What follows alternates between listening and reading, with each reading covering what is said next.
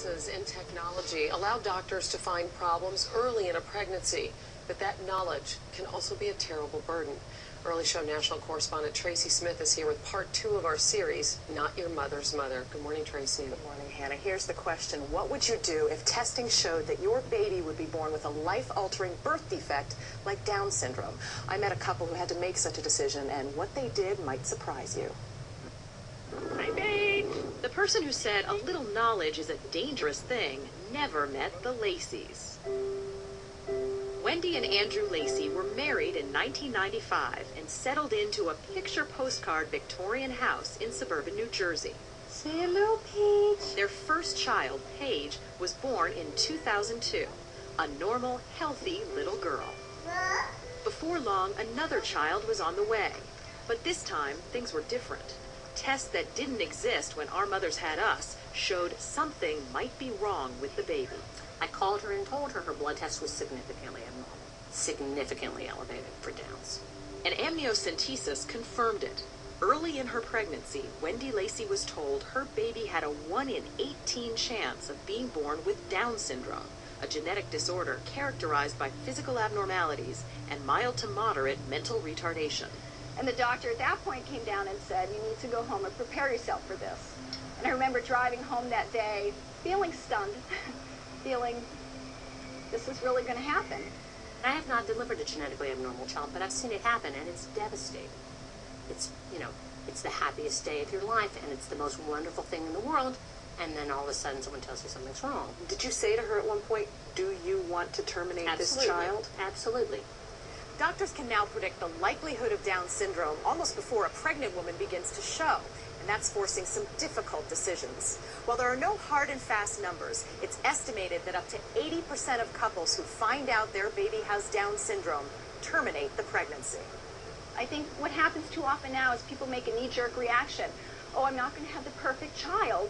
Let's end this pregnancy. We had a decent experience with the medical profession, but we know families, first-hand families, who were told your baby has Down syndrome. You shouldn't have this child. It'll ruin your life.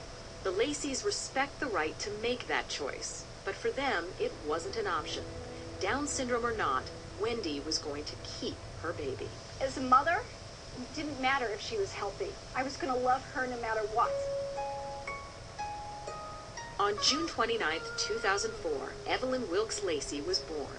The early tests were correct. She did have Down syndrome and a serious heart defect that required surgery to repair. But the Laceys could not have been happier. We felt like we knew so much about this baby before she arrived. To actually have her in our arms was such a joyful occasion. Hi, little buddy. Wake up. You're going out in the world. Want to go out? Now, with her little heart fixed, Evelyn Lacey is not much different than any other 2-year-old. Curious and lovable. All right. Since Evelyn's birth, the Lacey family has grown again. Derek was born this year, normal in every way. Did you have any worries about being a mom again after having Evie?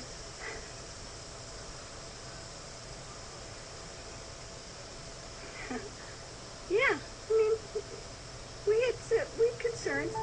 But because the Laceys had time to get ready for a special needs child, Evelyn's birth was not an unpleasant shock, but a cause for celebration. Do you think we're better off knowing? Yes, absolutely. We're better off than our moms were? Oh, 100%. 100%. Happy birthday to you. To Wendy, that knowledge was an absolute gift. And so is Evelyn. A lot of doctors say, oh, what a tragedy. This is terrible. I'm sorry for you. Don't say that. Congratulate people when you hear about their baby, because it's their baby, and they love that baby. So, if there's doctors out there saying this child will ruin your life, your response to that is? Look at Evelyn and look at our life, and we have a different story to tell.